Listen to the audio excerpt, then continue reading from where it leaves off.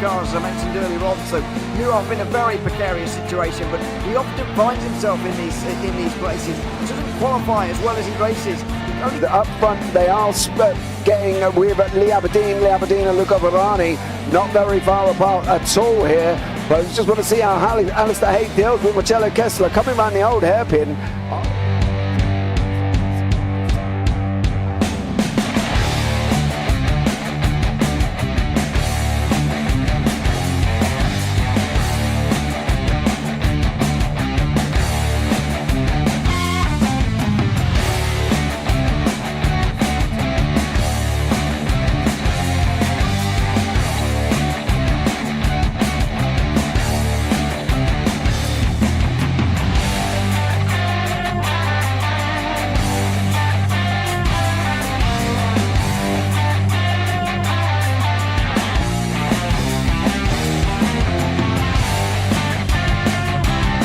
I would say it's not the best decision they've ever made, just not having done that under the safety car, really. Yeah, they're taking their pit stop strategies from Ferrari lately or something. What's going on? In turn one, just too much gas on them, too much feet on the down pedal, and unfortunately he's dropped him all the way down the order. But Philip Hammer is out in front by an 8.91 seconds.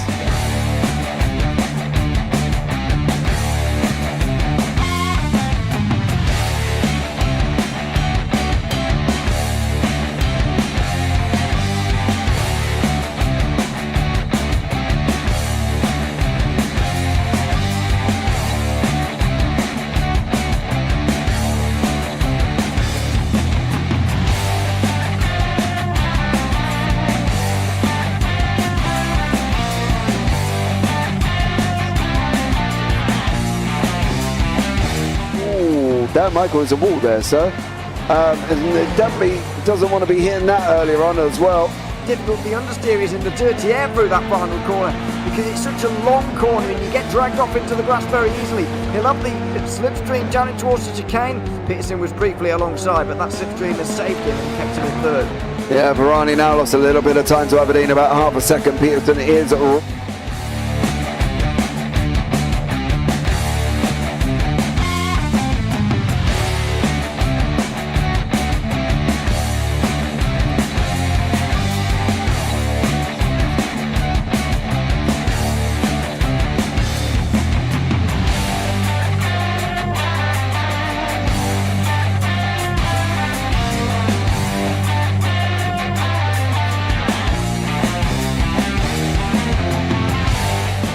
Pike's pushed Morton forward up ahead. He's got out of line. It's now Pike going to have a go at Werrell. Don't push him off. He's in the championship fight. Jack Werrell chasing down Carl Jacklin. Further down, Rob Williams and Chris Barnes. Sensational run outside line now though for the heavy braking zone. Around the outside goes the Audi R8. Look how much Miller's caught back into play. Exactly. Miller's just such up. He's touched on second and change. All of a sudden, Miller's back in play.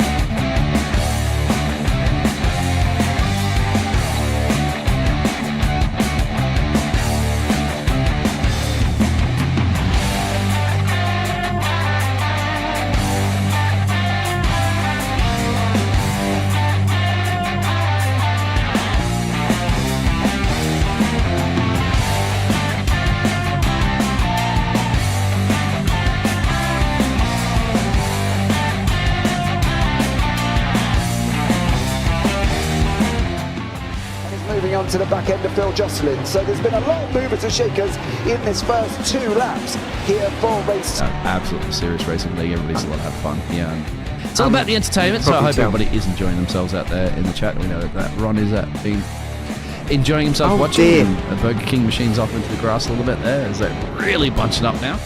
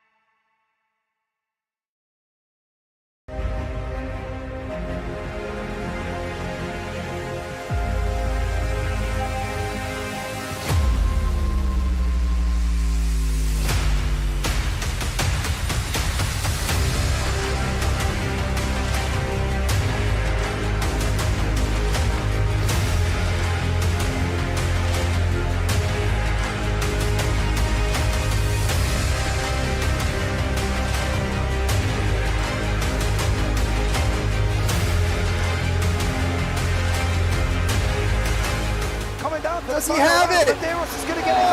Medeiros is going to get it. They haven't got it. He's on the outside line though, going into the fastest corner on the circuit. Surely this can't work. Dominic Ligner has got a sensational run outside line now though for the heavy braking zone.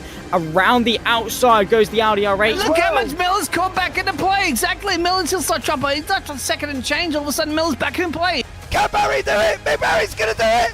Big Barry.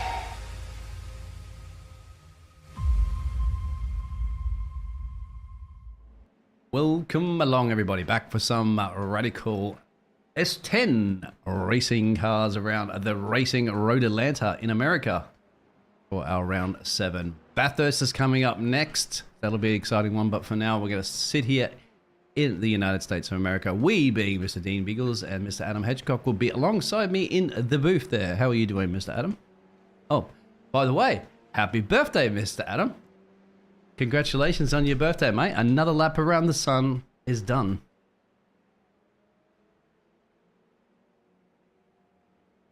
Yeah. Yep.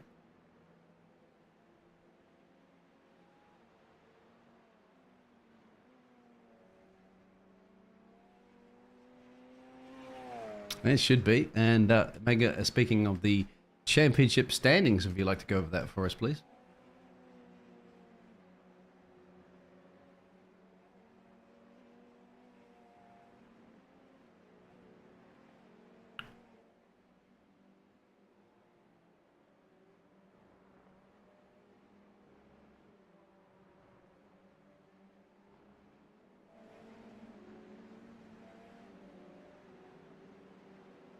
Well, Keek Ming, Kjetil Larsen and Mike Bousson rounding out your top 10.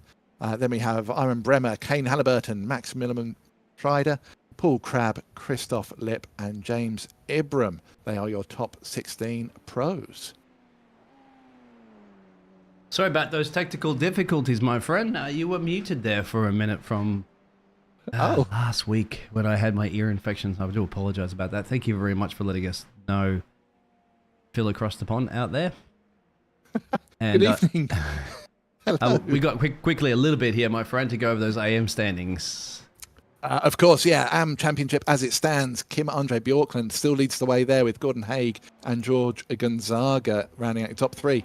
They are followed by Guy Robertson, David Walters, David Rolliston, Menno de Graaf, Gary Truby, Chris Max Davies and Glenn Christensen. They are your top 10. Then we have Stefan Mellis, Daniel Cascado, Bastian Lindlau, James Barry, Damien Gee, Miro Haratsky, Graham Brown and Sandro Capella. They are your AM drivers. Excellent. Sorry about that. I had to get up for a second there and close some windows because it just started bucketing down. You might have just heard that. Bucketing down rain hear that, yeah. Here where I am in my neck of the woods. So had to make sure some of those windows were closed. Otherwise, I'm going to have water everywhere. iRacing, unfortunately, won't have water just yet, but that is hopefully the plans. Oh, I saw the pictures from it in that little stream they did. It does look good. I can't wait to take pictures of it, I have to be honest. Mm-hmm.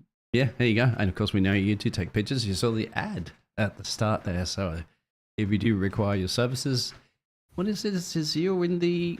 We're also supported, of course, by iLoungeRacing.co.uk.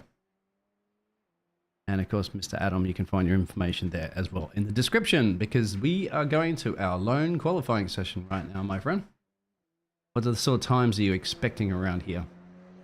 So I have to be honest, I didn't pay attention to the ultimate time. I was more intrigued, bewildered, blown away by how close they all were. It looked like the top 12 or so were literally a couple of tenths separated, the whole lot. There were drivers there. I think that in one section there was 5 drivers with less than 2 tenths between them, which is incredible. And this track, we know it's a big draft track. You get through the first half of it, and then it's all about staying close so you can carry the draft all the way down this long straight. If they're that close through it, we're going to have a right old tussle coming down into the final chicane area. This is the final chicane area practically right now. All we'll do is that we'll take a ride on board with Mr. John McCutcheon from the team Radline Orange. It's not red, it's orange. Let's roll on board and take us for a hot lap guide around here, please. Here we go. First bravery test of the lap. There are a few slinging into turn 1. You're going uphill, so it gives you a little bit of benefit, but don't run too wide. That grass will take you all the way to the wall. You flick it left, you flick it right, over the little curb on the inside. Try not to run wide. Hug the inside as much as you can. And then it's downhill through the twisties. Car can get loose. Just run it through as clean as you can. Slam the anchors on. Run wide. Use that curb. Don't unsettle the car though. And then relax just for a moment. The first hard bit is done. Brake as late as you can and sling it into the beautifully cambered right-hander. And then stamp on the brakes. Slow it right down. Very easy to go wide here. And then relax. All about the exit. Long, long, long run. All the way down to the oddly named corners, 10A and 10B. I am not sure why they didn't call them separate numbers. But that's how it is. Over the crest of the hill, we can see down to that left and then right now. Pick your braking point as best you can. Run the inside curb. Not too much so you'll get a slowdown.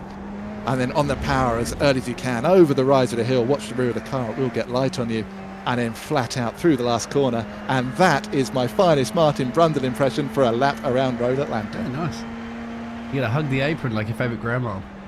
He would say that as well. Good job there.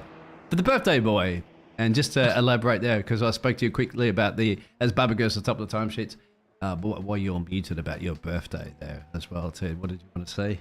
What you were saying? Yeah, so yeah, I said, you said another lap round the sun. I said, yes, they are. The laps are getting quicker and quicker, and it certainly feels that way. Right, absolutely, it does.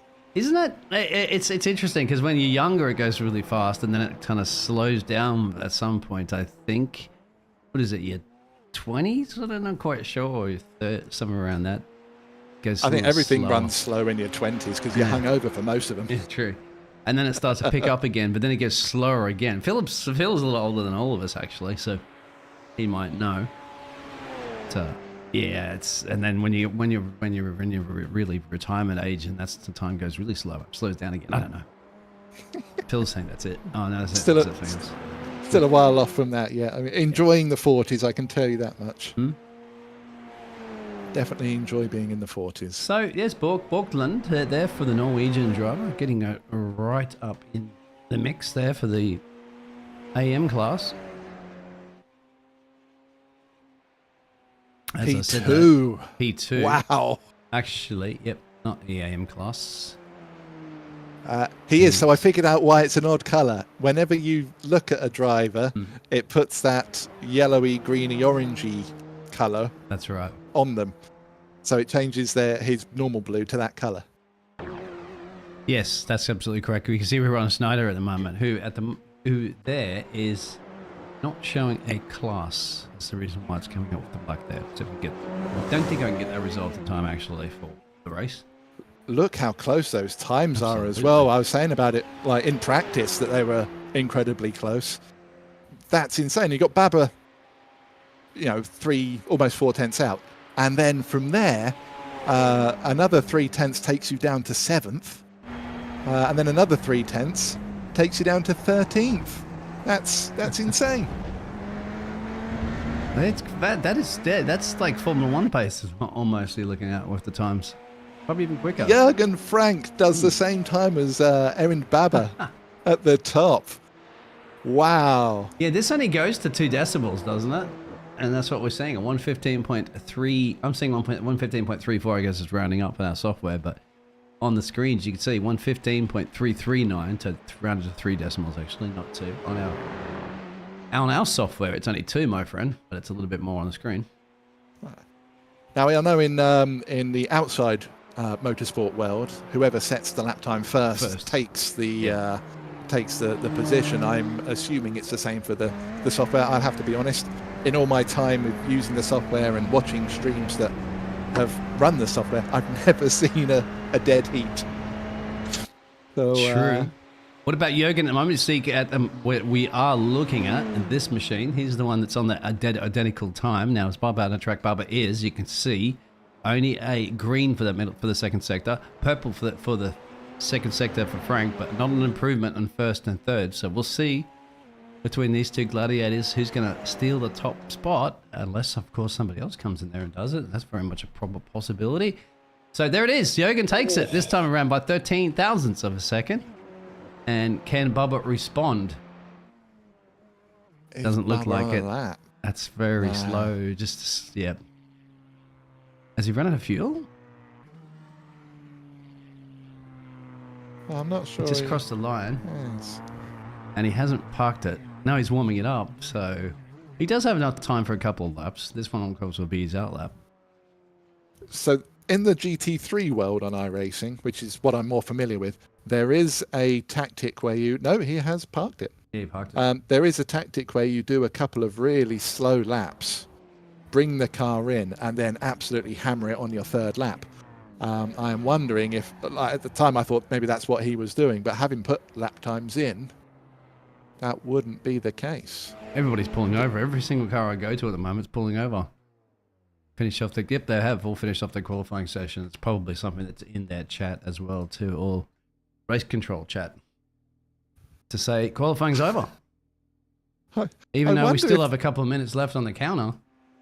No, we do have a couple of cars out. Let's see if Jürgen would have Stefan here as well. We have one driver has yet set a time. That's Mr. David Walters. I don't know. What do you think? This is looking like Stefan here. Mellis is on a flying lap. It certainly looks that way. He hasn't gone green in any sector so far, so he's not setting personal bests, but he is certainly motoring compared to all the other cars that we were looking at anyway. Oh, he takes a wide line into that final right-hander of the chicane there. It almost sounded like he had a lift over the hill. I wonder if the rears of these cars are lifting up. I know their winged cars generally have a little bit of a trouble going over that hill. And the time wasn't an improvement, no. And that's it. He couldn't improve. Every other driver has parked it. Maximilian there, he's gripping the wheel so hard he's physically shaking. Let's have a look at him there. I'll show you, wheel. Oh. You need to get your tear-off strips, my friend. Need to be a bit smoother there. You got air bubbles. Oh, he has. Oh, there we go. He must be listening. There he goes. On his Get way on the goes. gas. There you go. We can also see it's a bright sunny day here at Road Atlanta, so he's wearing the tinted visor. Mm-hmm. That's right. Very It changes magically, doesn't it? In our racing, as soon as it crosses over a certain time, bang, it goes clear visor.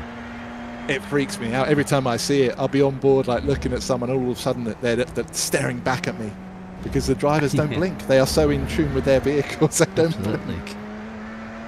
No, you don't blink. I was talking to you about the Wild West before, Yes. that I was doing, and that's just like in the Wild Western days. Nobody smiles in photos, okay? That's just not thought of back in the day. He's like, did you hear the rumor that this person smiled for a photo? Like, what? What? It can't possibly be true. Heresy, burn the witch. Pure concentration. Mr. Maximilian Schneider, who's just popped the car. I keep going over my head on this one. You should have to drive the cars back to pit road. Sorry.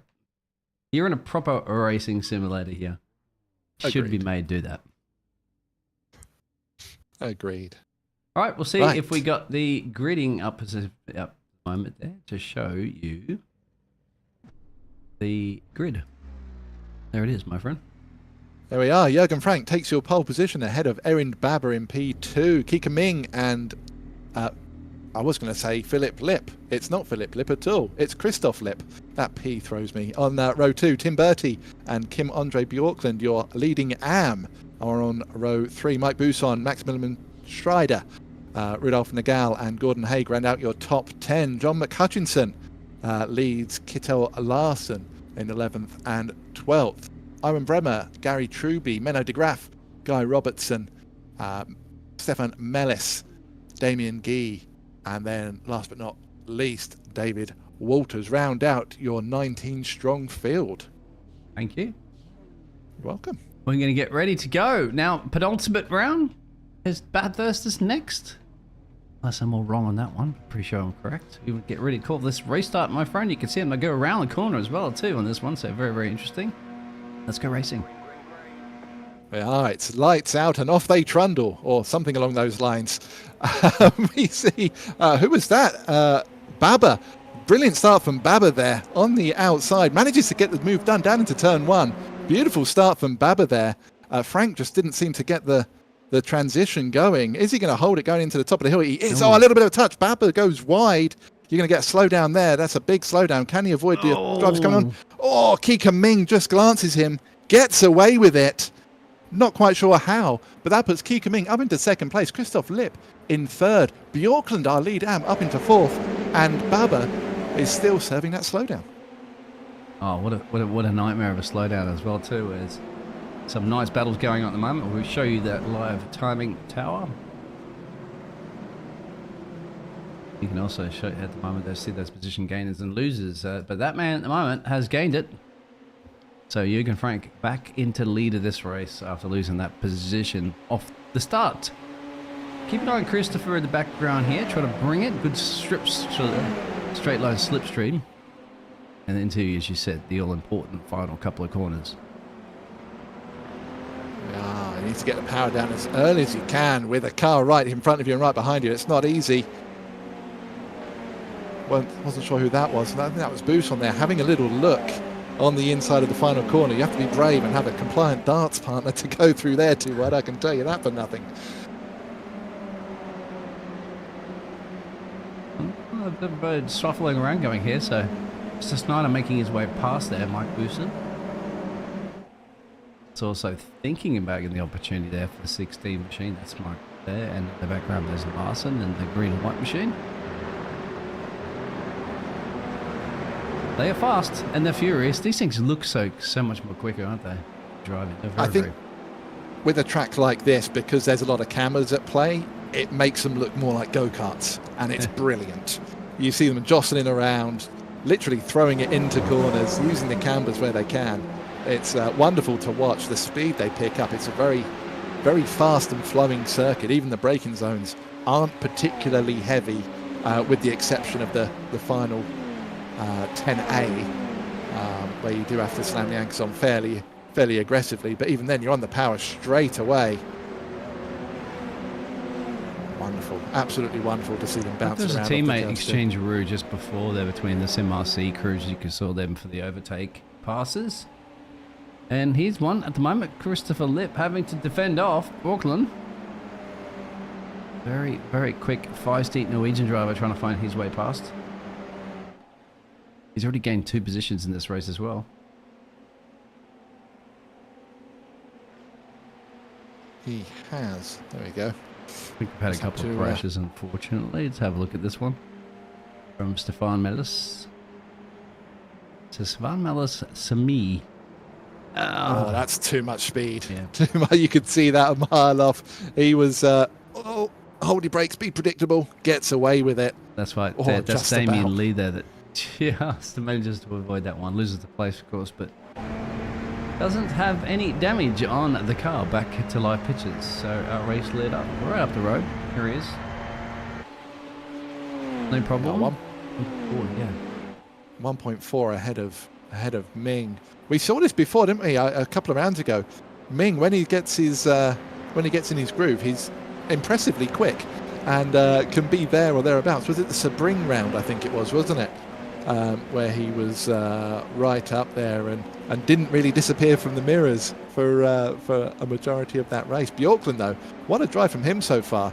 Only a couple of seconds back from Frank overall, and in 4th place in the AMs. He is streaks ahead of Haig, who is your P2 AM, who's all the way down in 10th place. Absolutely, you're right.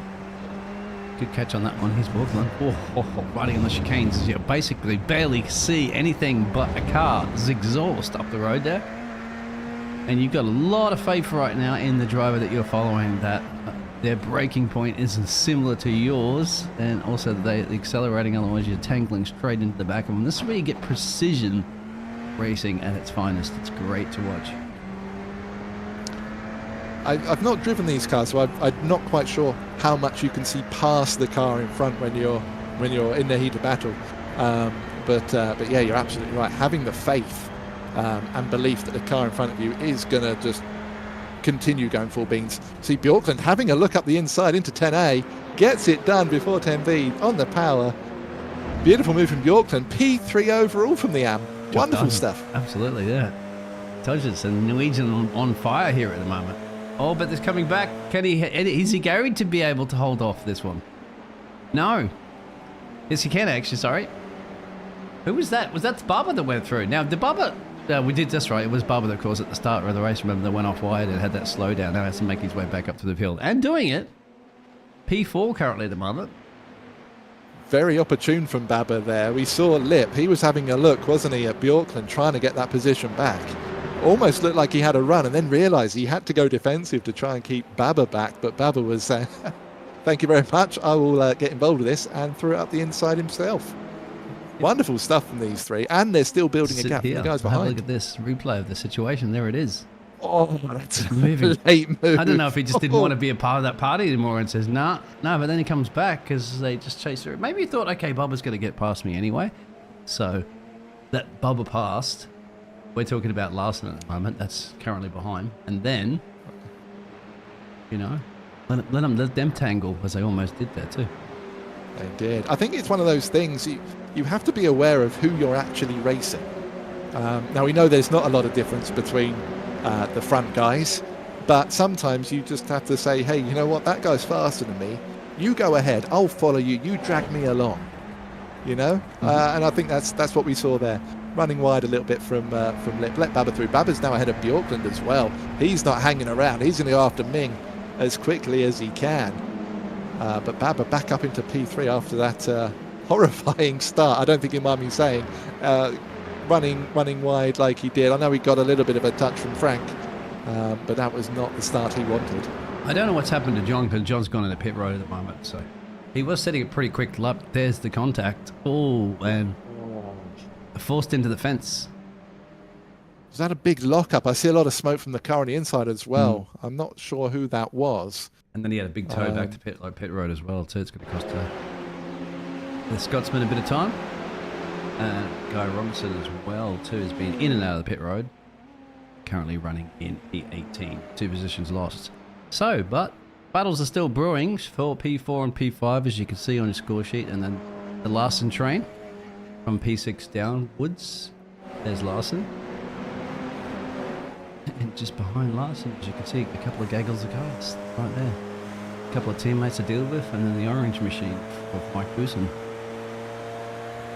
Yeah, but note very worthy mention for Walters there. David Walters started plumb last, gain of 5. He's up to P13, gain of 6 now, our joint biggest mover. I know we're impartial, but go on, David, get it, son. And there it is, if you want to see the replay of it. Oh, that's just the left allow past big time.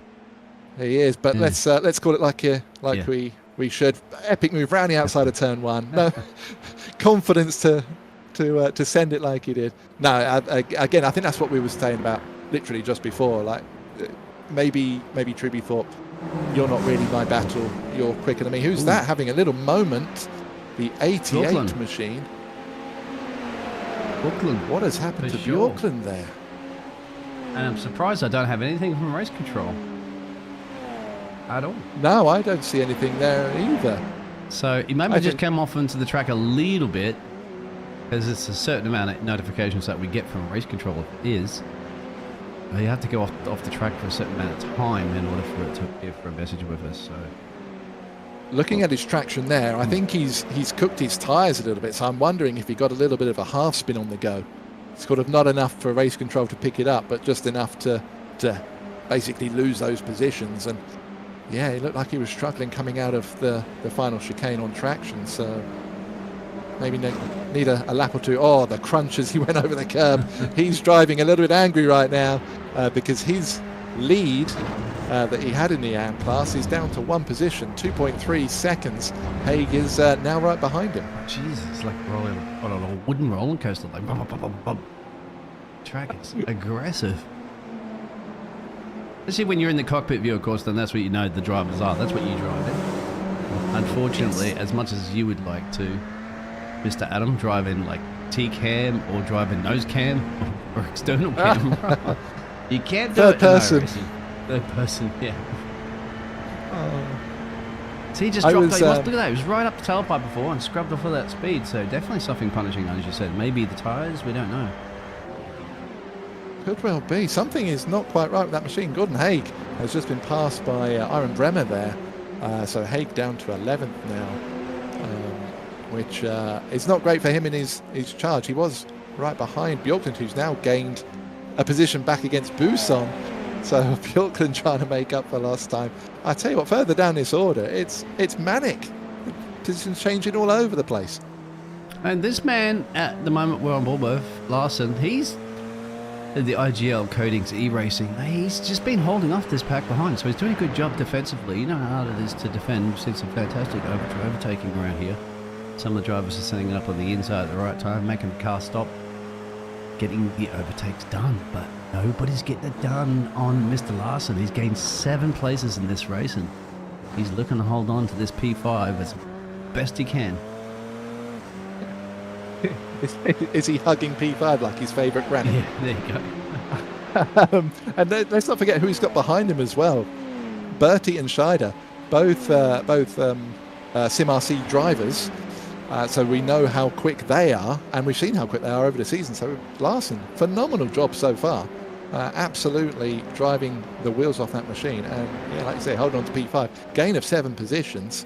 The race could stop now. He would take that. Absolutely, he would. Yeah, for sure. Maybe, but oh, there. Let's look at helmet there for a second from a distance. I actually was like, that looked like Mark Webber's helmet. Just because I'm seeing the green, and I'm thinking Jaguar with Mark Webber's helmet back in the day when he was racing for the Jaguar racing team in Formula 1. That's what you see. It kind of looked a little bit like Mark Webber's helmet from a distance there, but. Anyway, he's the only green machine out there, my friend. All the other colours are in the bright yellows and reds, typical racing colours. Green is a racing colour, but oh, look at that. He's pulled that gap now that they were starting. So I guess he's doing it right on the corners, isn't he? Getting the exit spotted well so that then when you come under the attack on the massive straightaways, he's got just enough distance for them not to close is what I look for. No, you're absolutely right. And let's look a little bit further back. Bjorklund is now on the back of these. Half a second and change just behind, and Buson is right behind him as well. He's dragged Buson with him. So what was a 3-car train is soon to become a 5-car train, with a Bjorklund who is very eager to make up for lost time after his incident. So yeah, this could get I want to say rather pushy shovey, let's go racing boys kind of scenario, but I think that'd be an injustice to them. There's going to be some action. Absolutely, there will be some action. Bertie, Larson, what happened to Larson? We've given him this praise, and he's dropping. Oh, no.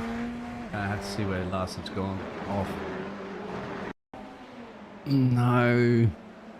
Don't do it, Larson. Run wide.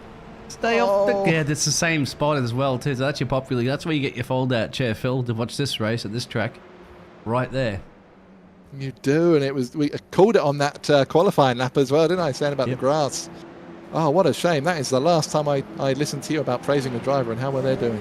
Oh, mate, I was doing it with Ewan the other day. Ewan's completely against it. He's like, all right, see if it works. He's like, go on the leader right now, and the leader's going to crash. The leader's going to crash. And it doesn't work like that, Ewan. It doesn't work like that. He just thinks it's a coincidence. There is no curses. Oh, there is. Right, let me get my little mini voodoo doll of you out there and put some pins in and see if you can feel it. Let's have a quick check where we are. Halfway through the race already. Wow, that's flown by. Jürgen Frank is out front. 2.7 the lead now, so he's extended a little bit over Keika Ming. Erin Baba was 2.5 seconds back when he started his charge. He's now only a second behind. Pits as well to Larson.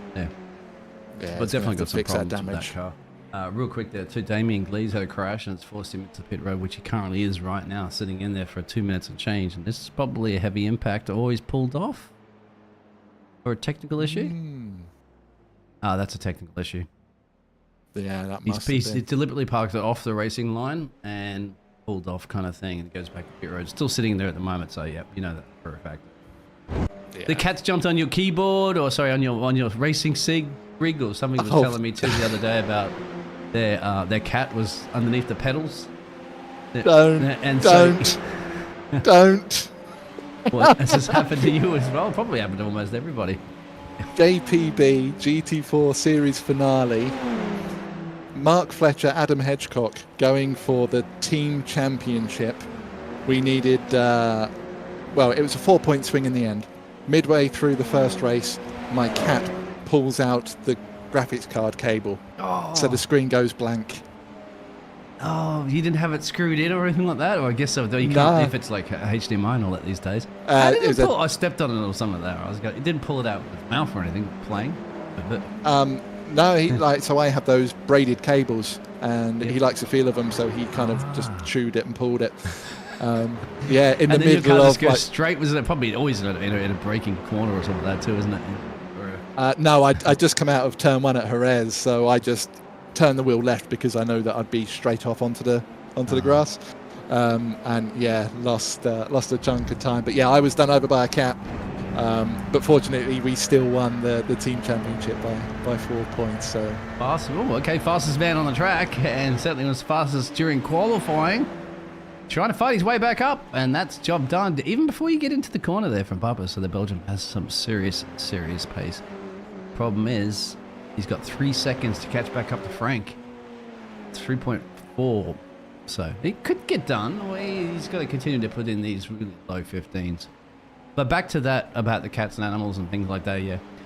I think it's kind of nice in the racing sim world, because in the real world, you're going to have a lot of drivers have technical information, problems with the car that's out of their control, Something's going to go wrong with the car, or parts of the car or something like that, and then you break down and your race is over. Well, we don't have that simulation kind of thing in the Sims, but we have that problem in your racing rigs at home, where electricity goes out, or once again the animals get involved, or you forgot it's your wife's anniversary and she's waiting at the door all dressed up ready to go out, and you're on your racing sim.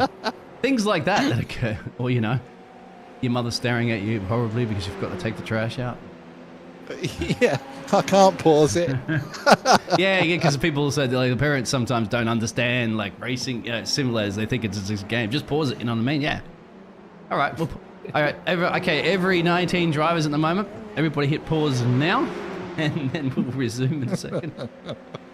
Just going back to that, actually, one of my ex-girlfriends, her mum, is kind of like a little bit on tech. We'll keep an eye on that one at this battle at the moment. First, back to that one. It's three-way battle drawing. It's Broma, Ivan Broma there, Graf, and Gordon. Actually, no, it's Gordon Haig and Mike Boosen. Anyway, this her mum, we were hooking up on Netflix on our television, right? And she was like, the classic Netflix and yeah, shit. and then with her daughter's like going, oh, you can pause it, because she was only used to regular TV, right? Before, and so yeah, you can pause it. You can pause watching it. It's just like, but if I pause it, what about all the other people watching? No. And I was like, it completely got to you, mate. Like, that actually makes sense. If it's the first time you see this, you probably are. And then, you're thinking of other people. It's just interesting to see how people react to different technologies. Anyway. Yeah, this is true. What is interesting to see at the moment is how Bremer is somehow. The first part of the lap didn't look the tidiest, but somehow he's managed to stay right on the coattails of Haig ahead of him. Look at the slipstream. Wow, that's a big chunk of overspeed you get from the slipstream. He goes to the inside. Is he going to hold it down to the braking zone? Yeah, it's committed. Actually, a little twirly early, isn't it, on Gordon Haig there? Could try to come back. But I think what Ivan's got there, Grandma, is it's not over yet, my friend. You might have had that little bit of an overtake, and now that I'll roll in reverse, Gordon Haig could come back there for the Sim Norwegian racing team. But I was going to say, Ivan Bremer there, the Dutch driver, he's got that JBB logo on there. See, that gives you an extra 0.5 per lap. That's it. No, is that where I've been going wrong? Yes, mate. That's exactly where you're going wrong. Got to stick that to the car there. You get extra pace. I'll have a You word just want with to the get a team little bit more boss. screen time at the moment. Well, everybody gets equal screen time if you're in close battles. Sorry, Jürgen Frank at the moment at the front. You don't get much screen time because he's flashing his lights. I wonder if he just heard me on that one. No, I think it's because yeah. he's got Robertson just up the road. I'll have to have a word with the team boss. Boss, I found half a second. Whack this sticker on the car. Yeah. So it's switching to rear again. Let's have a look at this as they still continue to battle it out. Three-way battle now. All right, here we go. Close your eyes. You just tell me what happens. I'm going to look away. It looks like, oh no, McHutchinson's in that. Okay, so it was McHutchinson. He's ahead of this train. He is just moving out the way. No, sorry, he has just moved out the way. Oh, there's a big twitch on the inside from Haig. Massive twitch there. Bremer Bremer and have a look at keeps this from it his together. perspective because this will be interesting to see the two cars up the road. This is what it feels like to be in a party of three. It could turn into a party of two if they get pearl-shaped, or party of one. Hopefully not. It's been some fantastic racing, hasn't it, there? It has. Buson looks neat and tidy. The car, not directly ahead, but the one further up, looked nice and tidy through there. And you can see just, visually, you can see that he pulled a little bit of a gap and managed to hold it through the S's. Very difficult to follow cars through there because you're relying on their line to guide you. And of course, you get understeer from driving that close to the car. Something's happened here to Brooklyn. Is this going to be our classic spot? Is it? No? No. Oh, a little late Coming on the up here, isn't brakes. it? Yeah, there it is. Oh, only a little bit. But you can see all the marks are going off into the fence there on the grass. Let's see. I wonder if that's what he done the first time as well. That's kind of what I tried to envisage. Further back, there's also a nice battle brewing here. That's Nagel. Rudolf Nagel. The Austrian driver. Just getting an overtake done on Gary for P13. He did. I wonder if Nagal's had some issues because he's P3 in the championship, if I recall. So being this far down, I'm surprised. We haven't really seen him too much. So maybe he's just not feeling this track. Maybe this is just not a track that suits him. But nice move there nonetheless. P13. What if these two are going to settle down? And somehow, since Barber's been passed, Ming's been keeping up with him here. Kiko Ming, the Spaniard. Kiki Ming. So, all of a sudden, I don't know if Barber's just burnt through those tyres, trying to push as much as possible to get back to this position and try to even take it to Frank. But at this point now, he's just run out of that super duper pace that he had before. Because, Mr. Ming behind him was actually a little bit quicker on the last lap. So, Ming's loving getting this nice tow from the driver. Ming, who started in P3, currently running in P3, so might be thinking about taking that P2 back soon. He's got 6 minutes to try it. He certainly has. Yeah, I was keeping tabs on the gap between Baber and Frank over the past sort of 3 or 4 laps prior to the last one. Baber was taking sort of a couple of tenths and then losing a couple of tenths and taking a couple of tenths. It was very nip and tuck. But then last time, he lost quite a substantial chunk. And Ming never really been any further back than sort of 7 or 8 tenths. In fact, this is probably the furthest back he's been so far. He's still in contention. He is still in touch. And that's what you want. That's what you need on a track like this. As long as you're there at the end with a chance of a move, then you won't want it any other way. No, absolutely not. I'm just wondering if you're going to see the 2 battles you're seeing, essentially the 3 battles you're seeing. You've still got Nagel there and Turby going for it. So they're a different class, remember, they're battling for as well. They've also got Borkland here in the AM class, seeing if you get who's leading the AM class at the moment.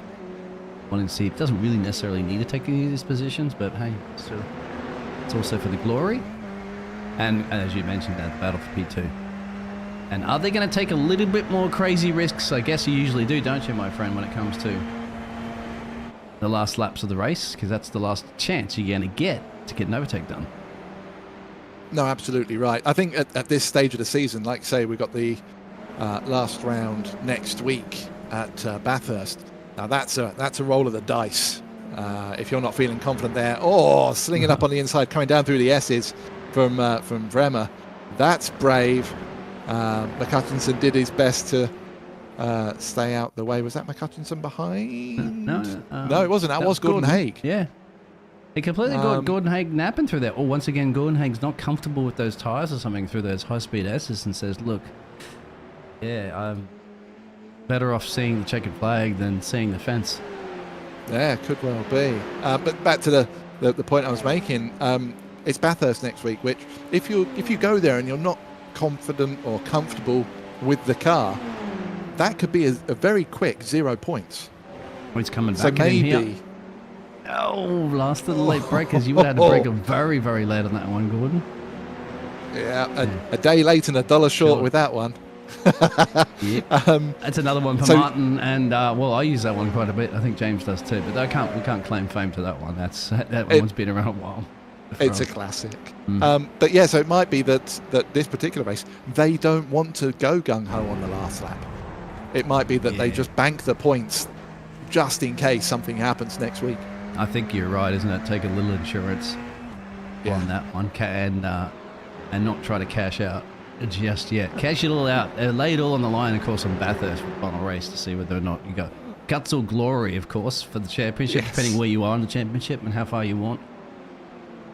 That's what it is. Of course, it's super easy for us up here in our air-conditioned commentary booth in our armchairs, watching with all the time in the world to consider these things. Or if you've got a car right in front of you and you think, I can get a position here, the racing driver usually takes over at that point. Yeah, and it's always a different style. See, there you go. At this point, is he going to lift? No. Goes for it. Because for a fact if he lifted, he'd be happy to sit back there and wait another lap or two as they exchange the positions again. And what do you think about that? Like, as you know, for a race driver, all right, you got the overtake done. Then, of course, they get you back in a lap or so later. Is at this point you're sitting there looking at the clock going, all right, let's see who takes it on. That more importantly, the last lap will be the most important one to do the overtake. On a track like this, absolutely. You don't want to be the car in front on the last lap here, especially like how close these are, because if you are the car in front, you will get slipstreamed. There's no two ways about that. And then you're in an awkward position of trying to defend it. So yes, you're right. You would be looking at the clock and trying to time that as best you can. That's the DRS effect too in Formula 1, and as well more in the racing Formula 1. People do that deliberately all the time. In certain tracks, of course, they will just stay back there and make sure they get the DRS, and then just take candy from a baby with the mighty DRS straights. That's in Formula 1. Fernando Alonso does that a lot. I've noticed that. He's very, very canny with his usage. That's just called an off-track here from Gaza. Doesn't look too bad there, so I think that's just all that was. Yeah, a little 1 second off-track, so it's good. Did lose a position from it, so he's still running currently in P14, exactly where he started. Now, our race leader, Jürgen Frank, has got a 2 second gap. That other battle has just completely panned off, isn't it? Because Ming now is 3.4 seconds down the road. Now, I don't see any messages from race control. Another one that has race control. We're going to have to talk to race control, mate. They've been slacking off on the job on this one. Because you saw how close he was. We finished second. Now he's 3.4 down the road. So either just an off-track or something, or really felt, oops, these tyres may be done and I almost binned it into a fence, so I'm just going to lift off right now. I can't get past Baba. I'll settle for the P3. Who knows? We're trying to put ideas into drivers' heads. I'm pretty sure they know what's going on. It might be that I'm really bad at curses. Like, I'm not a good enough commentator to give a proper driver curse. So he just went slower a little bit after saying how well he was doing. Maybe that's a thing. True, Gary. Just race control is giving us information about Gary going off track for a couple of seconds. That's okay, but we're not going to show that right now. I want to see this battle that's brewing up because we're down into the final minute. Now, a race leader, as you can see on the track map of Frank, has started the final lap. And he's in the sector 1. Keep an eye on this battle that's there. Brooklyn as well. Maybe able to do something to Snyder, but that's going to be very late. You need to be about this 2/10, 3/10 before you get that slipstream, and then you got the opportunity. You can see Barney in the background waving the white flag. So All right, guys, you've got a little bit of time here to get the overtake done before we'll switch it over to our race leader. So, TikTok, you're on the clock. I have a feeling that that Frank or Baba, if there's an issue, will cross the line, and then we'll come back to see these two heading into the final chicane. I think that's how, looking at the track map, that's how it will play out. Yeah, Frank and Baba are heading down towards the final chicane now. I wonder why Carl's going into the pit road as well, too. That could be out of gas or something, because you wouldn't box right now. No, you wouldn't. No, he's going to lose a couple of places, too, with some of those retirements, and he's pulled out. I mean, I don't know. Oh, drive-through, I'd say. And anyway. Jürgen Frank then crosses the line. Erin Baba, 1.3 behind in the end, so he ran a really good last couple of laps there. And Kiki Ming rounds out your podium. Brilliant drive from Ming. Lip and Bertie have crossed the line, P4 and 5. So see that this one. This is that battle then. Traffic Haig didn't get past. Scheider, he's dropping down the order, so both Bremer and Haig got past him. Haig wasn't able to take that position in the end, but Scheider lost a couple of places. P10 in the end. Wonder if he was short on fuel a little bit. Graf comes in P11. Walters crosses the line for P12. Great drive from Walters, up 7 positions, our biggest gainer of the day. So sterling effort from him. P4 in AMS overall. Notable mention, by the way, we should say Bjorklund did win the AM class with Haig in second. That might be why he didn't force the issue too much with Bremer. And Graf was P3 there. As the last cars crossed the line. Nope, we're still waiting for Truby and Mellis. Truby, there we go. Julie obliges, and Mellis. Where is Mellis? There's Mellis coming under the bridge, down the hill for the last time. Big smile at the Michelin man as you go past. And there's Barney with the checkered flag. Oh, that's right. We've done this before. I have to go back to Phil. He said, thanks, guys, for another classic commentary. We were doing a competition where we were... Actually, it wasn't him. It was the big oil container that's on one of the tracks. That would be Hockenheim. Yeah, we were saying, okay, guess how many litres or whatever is in that thing and you get to take it home. Anyway, we'll have our race results in a second. We can't tell you, actually. I don't know, but somebody will figure it out. So somebody will use some clever mathematics and work out the area volume and all that sort of stuff. What we'll do, but, of course, is that we have to show you those race results because that's what we like to do here at JP Broadcaster Network. There you go, my friend. There we are. So Jürgen Frank is your race winner, 1.3 seconds ahead of Erin Bava in P2.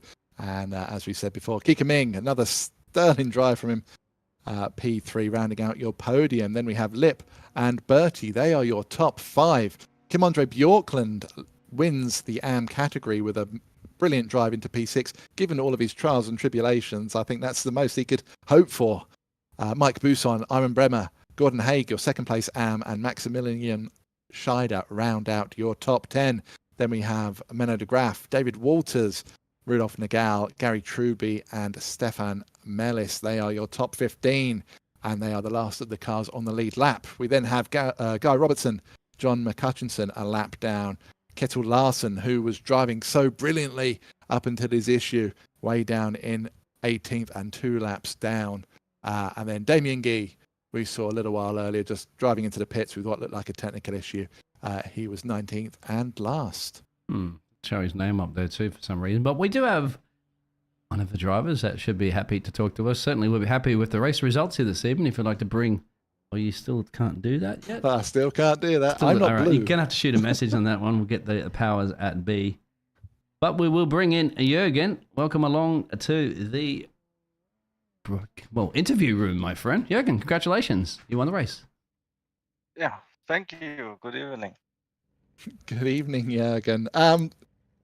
Talk us through the start. It didn't look like you had the best of getaways, and then there was a little bit of contact. Tell us about it from your point of view. Yeah, looked like I didn't have the right clutch point, obviously, not a perfect one, and so I decided to go too wide with him. Worked pretty well into turn 1. And for turn 2, my intention also was to go too wide. And yeah, I had a tiny overlap in the end, or into the entry of turn 3. And I'm pretty sure he thought I would yield there. Yeah, I mean, I can understand his thoughts there, but yeah, also I can say at the start it can happen that you go too wide and risk a bit. So yeah. Well, one thing we know for certain, there was no malice in it. We've seen you drive enough. We know that that's racing and that's hard racing. From then on, it was pretty much plain sailing. You had a gap, and then it was just time management and gap management, wasn't it? Yeah, true. But the last 10 laps or so, I had problems with the tires. I had mistakes and the exit of turn 3, some little slides on the curb. And yeah, here and there, little mistakes suddenly. The more worn tires. Yeah, in the end, I really had to get the things together that Aaron doesn't get me. Yeah, I made it work. Was quite close also with lap cars. Think he and also me had like a half-second loss each for lap car. So that would have been different. Yeah, things could have gotten very interesting in the end. Wow. Speaking of very interesting, Bathurst next week, my friend. How you feeling? Oh, okay. Didn't know it's on the schedule, but okay, that's interesting. Yeah, I think for this one I have to get some more laps in then, because I can imagine that car on old tires here is on Bathurst is quite hard to drive. Well, I'm sure you will entertain us and give it your all as always. Another brilliant drive from you tonight. Before we let you go and celebrate with your bottle of non-champagne, is there anyone you want to give a shout out to? Yeah, shout out to Aaron with his hyper pace. I also heard that he drove many races in the officials and was very fast. Yeah, obviously he been the quali lap, but in the race he was really, really fast. I don't think yeah, if the race was 5 laps longer, he would have overtook me. Well, you've done all that was needed to take the win tonight. So congratulations again on another win. And yeah, we'll see you next week under the Australian sunshine. Yeah, thanks to you guys. See you next week. Cheers, Jürgen. All right, excellent. So that was Jürgen there. I was just showing those replays of the race start there as well, too, from both perspectives, because we do have the other driver at the moment to talk about the race start, and as the man that finishes in P2. So let's grab the man that finished in P2, Mr. Barber, who had to fight his way back through the field there after that race start that we were just kind of talking about just before to Jürgen Frank. And now we get opportunity to hear your version of that.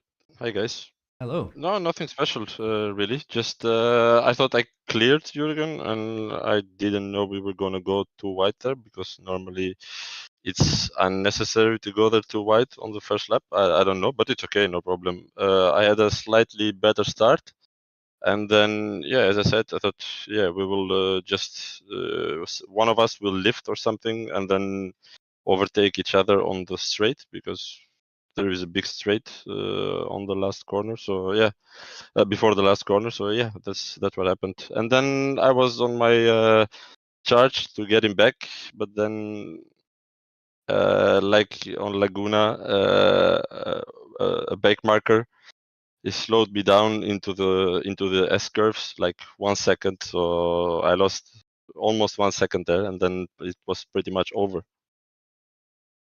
I suppose that's the problem with the S's here, isn't it? It's one line through, so if you don't get the move done before you go into them, you're kind of stuck. Yeah, but I wasn't able to make the move, because the car in front was like 1.5 seconds ahead. On the first corner, and then I thought, yeah, okay, he will just have a good S section, but then he decided to let me by into the curbs. So I think that's just like why. I mean, you're not fighting anyone. It was like 1 or 2 laps down. So, but it's okay, no problem. Looking forward to next week. We're at Bathurst. How do you go at Bathurst? Is it one of your okay, I can keep it out the walls kind of track, or is it I really like it, I'm going to win next week kind of track? No, I like Bathurst, but it's a dangerous track because if you touch the wall, then you're pretty much done. But yeah, we'll see. I hope no back markers because if you have back markers on Bathurst, then yeah, it's pretty much done. But we'll see. I think Bathurst is a great track, so looking forward to it. Awesome. Glad to hear it. Are you the kind of driver, this is just me wanting to know this and not necessarily about the race. Are you the kind of driver that if you win next week, you'll do the jump over the table? Yes, I will do the jump. Oh, nice. Of course, it's like mandatory. You need to do the jump. That is the correct answer, sir. So you're telling me there are people that don't do the jump? Oh, I've definitely seen some people that don't do the jump. I think they should be banned from iRacing. Also, No. if you do win Bathurst, would you try kangaroo? If you have never tried it I before? will try. On the Barbie? I will try. Okay. I will try. I'll try anything, guys. No problem. Excellent. If I win. Yeah, all right. Awesome. Erin, it was Okay. brilliant watching you battle through the pack again after that start. Wonderful driving No again. problem. Your pace still amazes both of us in the booth. Before we let you go, is there anyone you want to give a shout out to? You guys and everyone on the league. So you're doing a great job.